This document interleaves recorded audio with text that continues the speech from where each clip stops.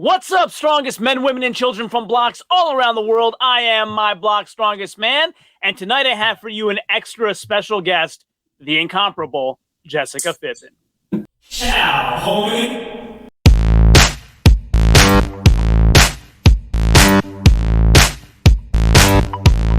Welcome back to My Block's Strongest Man, where we bring strongman into the mainstream by discussing all of the latest strongman events in the greatest analytic detail that you'll find anywhere on YouTube. If you haven't done so yet, subscribe to this channel. Make sure to comment below whether you agree or disagree with my videos. I love the engagement, and I respond to every single comment. Now on to today's topic.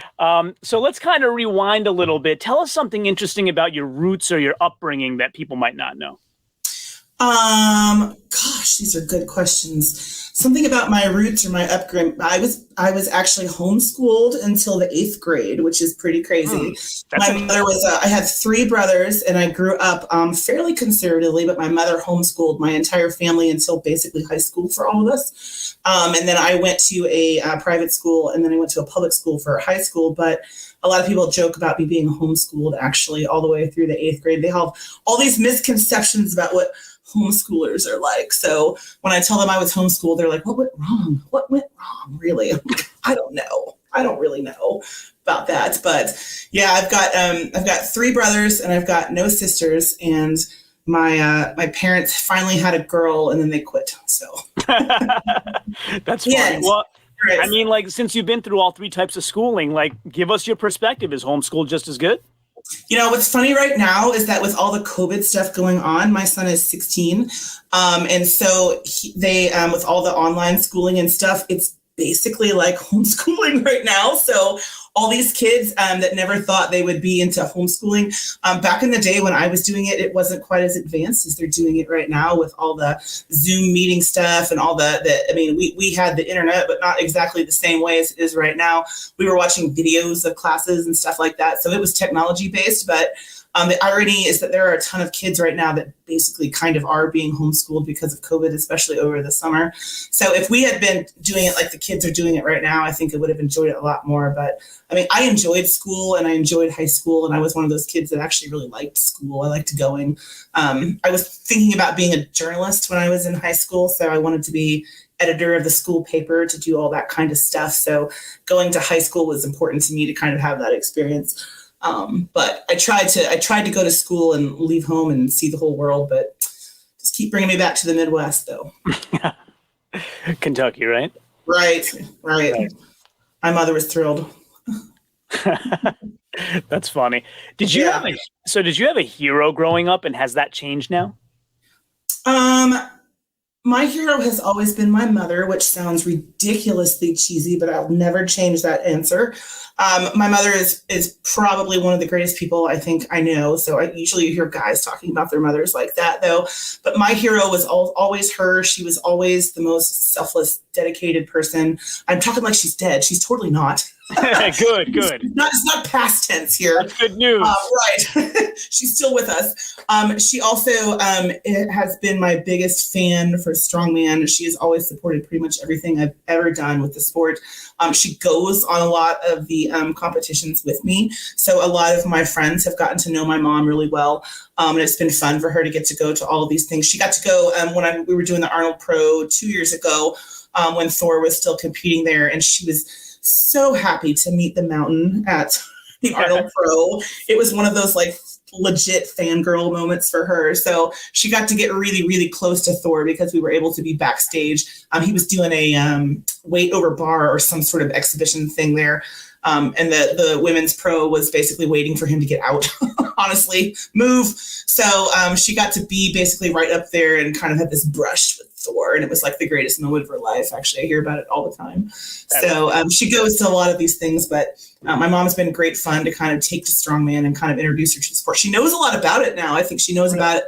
She knows a lot about the sport more than a whole lot of other people at this point. So that's funny. Yeah, I mean, like you have kind of that vision of the very famous people like Thor, and not to pick on him, but he's the most famous one, right? Yeah, and, or like Lou Ferrigno back in the day. But just kind of the more I get into the sport and the community, the more I kind of appreciate the people who respond, like, and Right. I'm much more of a fan of Big Laws now because he engages with me. Yeah. You know? Yeah. And we have a lot of those, the personalities I think in this sport are really important. And it's something I think strongmen could do a lot better job at, especially on the women's side and also the men that are not on kind of like the Giants Live circuit. My coach is Cale Beck, who runs Starting Strongman.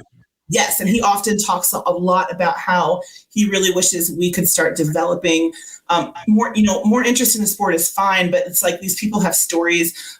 People like my strongman hero is Donna Moore, who's like the literal strongest person to me. I mean, there's room for argument about who's the GOAT of all time. To me, it's her for a variety of reasons, but she's fascinating to me because she's also. And I'm going to do it with the quotes, she's also a normal person. Like she has a normal job. She has a normal life. She's got children. And it's fascinating to me that she has this story of like her side thing is being the literal strongest person ever in the sport to me. And her day job is just walking around like a normal person, just, So like that kind of stuff to me, I really wish that we could develop some of these personalities and actually get to learn a lot more about the athletes that I think a lot of people have been watching forever. It's a part that I really wish we could develop more because people have stories that are interesting about them. Lots of things that I think would enhance it for a lot of people if you knew that about someone. So it's something to work on, I think, for the future. Yeah, I mean, that's what I'm trying to do here. I mean, really just kind of get some more mainstream attention for the sport that I think all of you really deserve for all your hard work and dedication, and especially the women. I mean, maybe I shouldn't say who told me this, but after Mammoth, like one of the women who I started chatting with said, like, no one ever asked about us before you, and I'm like 5 competitions into my pro career. Yeah. It's one of those things that we're having to come up kind of from behind. There are really a lot of great people in the sport. There are a lot of great promoters. There's a lot of great people working in the federations that are really trying to promote the sport. So I don't want to make it seem like no one is trying to do anything. They very much are. It's just slower, of course, than everyone would kind of like. But it is one of those things that's kind of frustrating when people say, I still hear people say things like, people don't want to watch the women do this. And we can literally prove that that's just not true. That's just crazy. Yeah, and people have still said that to me. That's why we don't have opportunities like the men do. And we're not necessarily asking to be treated like Thor, but certainly there's levels to this, kind of stuff for people that have been in the sport for a long time. But that's something that we still are fighting against to this day, as people telling us that the women are just, kind of a pat on the head part of the sport, and we're just doing this, just to have fun, and we're not really allowed to be super competitive or asked to be paid as pros or those sorts of things. So I'm hoping that over the next couple of years, we really see a massive shift. And we already have, even since I've been in. When I started the sport, the Arnold Pro class actually didn't exist. It actually happened after I started, about 5 or 6 years ago. So all those things are actually new. Wow, that's really interesting and crazy. Because, I mean, even from a spectator's point of view, the weights that the women are lifting are way more than typical guys lift. Like, my max deadlift that I've ever done is 3 plates, like Alila is in the 400. So they very much are. And I think people are really starting to enjoy seeing all the classes too, not just, the top women, but the lightweights and the middleweights and all these people actually doing all this stuff. So one of the things I really like about shows like the Arnold, I mean, let's pretend that COVID wasn't happening, how the Arnold was supposed to happen. One of the things I enjoy about the Arnold was that people will stop, and look at these women of all different sizes lifting all this crazy looking shit. And it's like, that's when the sport really shines to me, when you can take all these people and show them doing this wild stuff that they've trained a really hard time to do. And so they know that stuff looks heavy. They know that, we've got tons of women. We've got like 5 women in my class that can deadlift like 600 and above, which is ridiculous. I mean, it's stupid, right? So these are really heavy, really talented people that have a lot to offer the sport that I think we could be doing a lot better to promote just as a class. Yeah, I mean, doesn't Rhiannon Lovelace deadlift 600 and she's not even heavyweight? Yeah, no, she's not. She's one of the crazy deadlifter people that I can't imagine ever, I'm just not a big deadlifter. Like it's hilarious because I actually made a post about that recently, about how far the sport has come. When I entered the sport, a 500-pound deadlift for a woman was like the top. That was like the thing if you had a 500-pound. And now it's like, oh, good job. I'm just like, oh my God. And that's kind of how far that it's come, where, you can deadlift in the mid 500s and you'll be 8th in your class. So that's kind of where it is right now, which is amazing. So, and all of those things have progressed. Every single number has gone up and gone up very fast since I've even been in. So I can't imagine where it's going to be in the next 5 years. Yeah, I mean, I was just jumping through YouTube the other day, and I happened upon one of the Arnolds, and I was watching, and it was like Andrea Thompson, Kristen Rhodes, Haley Randall, and like the starting deadlift was 515, and I was so shocked. I didn't realize that it was that high, and that was starting, and they all ended up over the elephant bar deadlift. What they were doing, yeah. And I think Andrea got like 620 something or whatever was the top weight, which is just stupid. I mean, it's just like Andrea did, Andrea, it's just like, okay, all right, okay. Yeah, I think if I remember correctly, Kristen Rhodes broke the record at like 608 or something, and then Andrea broke it on her next attempt. Yeah, and then Haley actually holds the axle bar deadlift, so not an elephant bar, but the axle bar. It's like 570 something on an axle, which is just, I know. So, which is funny about the Arnold is because when I actually talking about other heroes, my other hero being Kristen Rhodes, just for her longevity and how amazing she is in the sport. When I was actually starting, she was one of the people's videos. You know, everybody's got their person that they kind of like super stock especially when you're new. You're like, how do I become you? In like not a creepy way, but like in a sport way. I don't want to be you. But she was someone, because of her overhead was so high, she held the women's log record. And she set it at the Arnold, and she held it for like 4 years or something. It was 250 pounds. And at the time I was watching her video on YouTube of her doing the world record, which was 250 at the time. I couldn't imagine doing that myself. That was so inconceivable. I don't know what I had at the time. It was not that, or anywhere, probably not even in the 200s at the time. And it was just inconceivable that anybody was doing that much weight. And right now, 250 is like warm up for a whole handful of people, which is wild.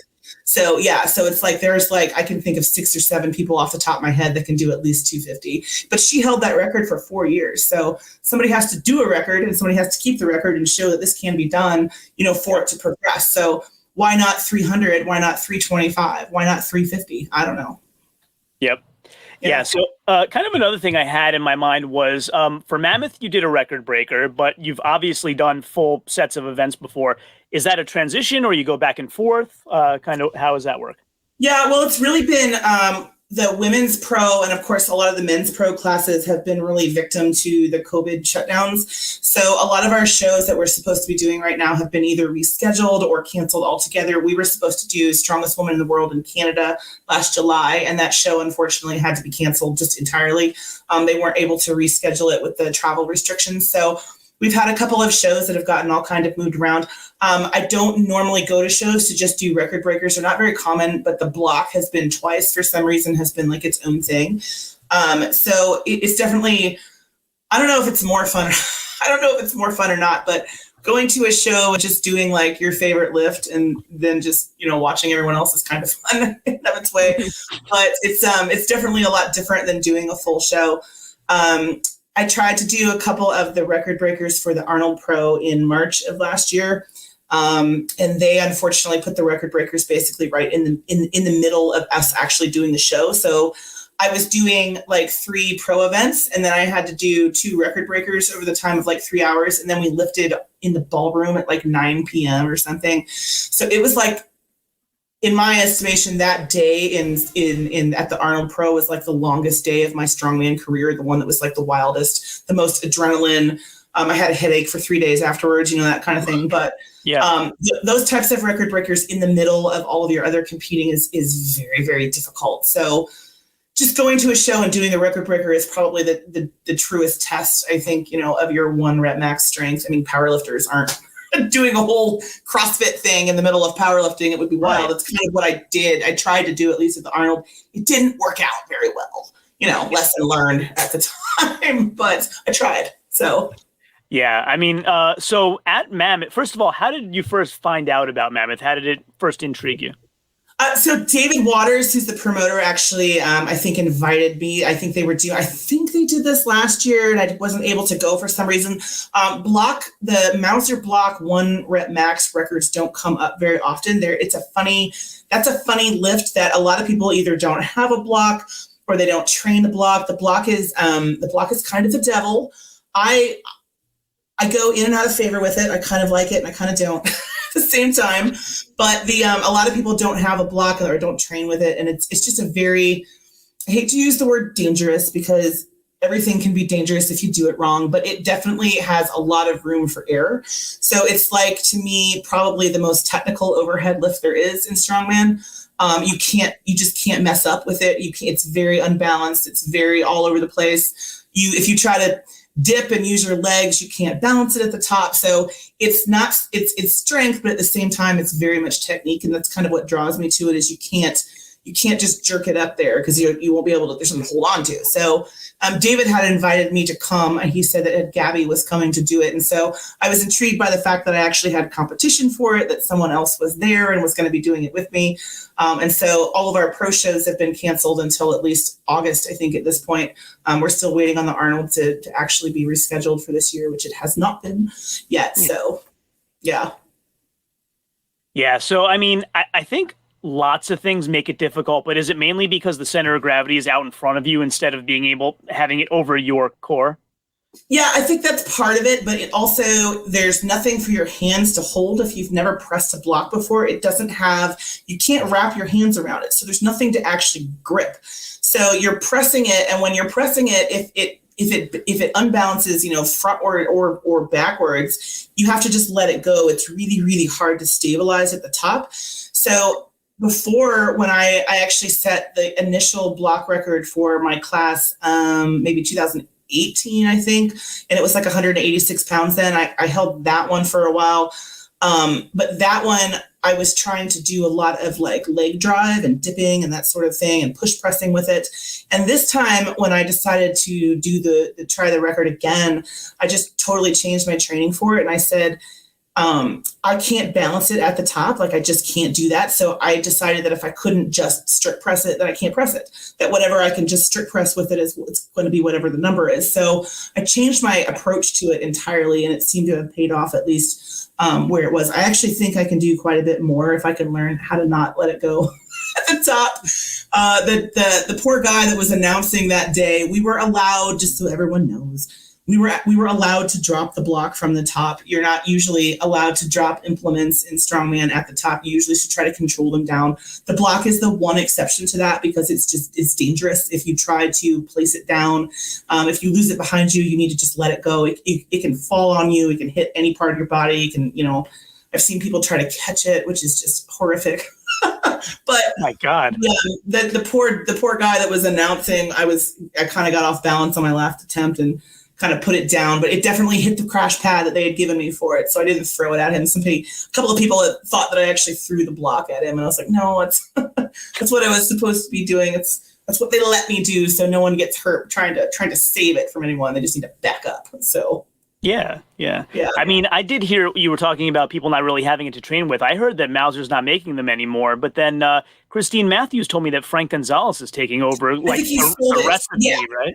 To Texas Strength Concepts, with Frank Gonzalez. So I think he's still calling it a MOUSER block. If that's inaccurate, I'm sorry. But I think that Paul is shifting gears a little bit with what he's doing. And so he's not making them himself any longer, but you can still buy them. They're the best block on the market. They've got feet on them compared to a normal block that a lot of people have seen that literally is what it sounds like a block. This one has like little feet on it to where you can get your hands underneath it without pinching your fingers. So it's got a really great design to it. It's a really great piece of equipment. It is just unforgiving. It's just, you can't, if you make literally an inch, if you're off on your balance either way, you're going to lose it. So that day, I do want to mention that Steve Schmidt was there, who is the men's world record block holder. And Steve is a super awesome dude. And I've met him a couple of times. Steve and I have been the men's and the women's block record holder now for several years. He had some competition at this one, which was awesome for him. And I think his record was 370 pounds, which is just ridiculous. Yeah. And I'm pretty sure he beat Thor 2 years ago or 3 years ago. They were doing like a natural stone press, and he's just got a really funky gift for this. Yeah. He's fun to watch. Yeah. Yeah, I heard that he came, I don't want to say on a whim, but like he hadn't been planning on it until the last minute, and then he decided, let me come and defend my title. Yeah, he actually told us, and I think it's okay to say this because he told us all, publicly, his dad had died actually that week. Oh, I'm sorry to hear that. Yeah, the week that he did that, and he actually, when I talked to him, said that he didn't know if he was going to come or not, but then at the end they kind of decided that being around their friends, and the community was really better than sitting at home and missing this opportunity. So I think he had been training it off and on. But then had this sort of family tragedy. And so the fact that he was there at all, I think, meant a lot to him. And then he crushed it, the last rep at 370 pounds, which, having a front row, couple of feet away seat for that is really something special. Yeah, I mean, maybe it was a special motivation for him. You never know. Yeah. He's a really great guy. He's one of those like super soft-spoken, totally down-to-earth people. So I always love seeing Steve at these shows. Yeah, that is awesome. All right, cool. And then my last question is just take this opportunity to tell everybody how they can follow you, anything you'd like to promote, sponsorship, anything. Sure. So my Instagram, which is full of terrible training videos, basically, don't get too excited over that. It's see, I'm very motivational, is filthy_Fithen, which is FITHEN. And then you look like a man is all of those words with periods in between. So it's you period, look like a man period with periods in between. Those are my two main social media accounts that I'm on. And so if people want to get in contact with me, those are the best ways to do it. All right, cool. And if I go start liking posts on You Look Like a Man, that doesn't mean I encourage that sort of behavior, does it? No. It's funny when you have kind of a negative, like an account that's like that. People are like, I'm liking this post, but not because I like it, but because So we get the whole thing. It is kind of a funny thing, but we talk about a lot of interesting stuff on there sometimes. All right, cool. So once again, thank you for spending all this time with me. We talked about so many interesting things. My audience is going to love it. And thanks once again. Maybe we'll do it again sometime after your next comp. Absolutely. I appreciate it very much. Thank you for having me on. Awesome. Have a great night. You too. All right, Bye. thanks. So if you like this video and haven't done so yet, please consider subscribing using that button right there. And also stay tuned for some other videos that you might love blooping up right there. This one is the one that YouTube thinks that you will like the best, and this one is the one that I think you will like the best. As always, share this with everyone, and until next time, ciao, homie.